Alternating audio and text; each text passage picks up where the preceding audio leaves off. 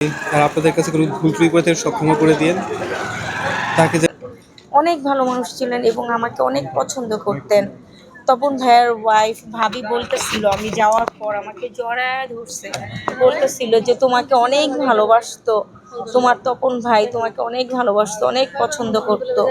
শেষ নাটকটা তুমি একসাথে তোমরা করেছো। তো আর আর কি বলবো, মানে সবাইকে একদিন চলে যেতে হবে, এটাই বাস্তব, এটাই সত্যি কথা।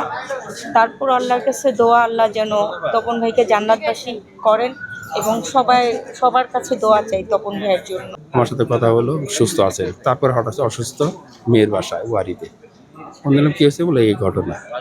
কথাবার্তা হলো, তারপরে দেখলাম যে ক্যান্সার ধরা পড়ছে, কেমো চলছে, সেকেন্ড কেমোর পরে ওনার ওজন কমে যায়।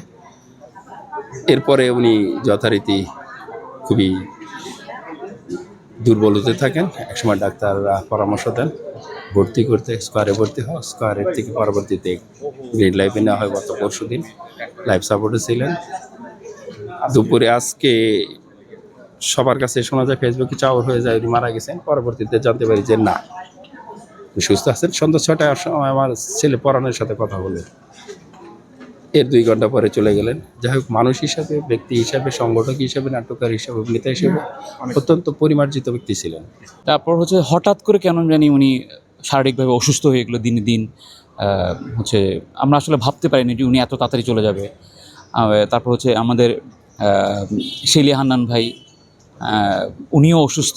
সবাই ওনার জন্য একটু দোয়া করবেন, আল্লাহ যেন তাকে একটু সুস্থ করে দেয়, এই আর কি। সবাই দোয়া করবেন। Thank you. এখন আমরা এখানে অনেকে এসেছি, উনি ওই রকমই সবার প্রিয় মানুষ বলেই এই অল্প সময়ের নোটিশে সবাই আসছে। এখন তো আমাদের আসলে কিছু করার নেই, এই সময়ের মধ্যে তার এই অনুপস্থিতিটা আমাদেরকে খুবই একাকিত্ব করবে, দুঃখ দিবে। দীর্ঘদিন একসাথে আমরা কাজ করেছি, অত্যন্ত ভালো মানুষ ছিল। মানে কখনো কোনো প্যাচে বা এটা সেটার মধ্যে আমি তাকে দেখিনি। এবং মানে যখনই কথাবার্তা হতো তার সাথে তো কাজ হতো সাদা হাসি খুশিভাবে চলে। আর শুনে মনটা খারাপ হয়েছে। দোয়া করি আল্লাহ যেন তাকে ব্যস্ত, এটুকুই।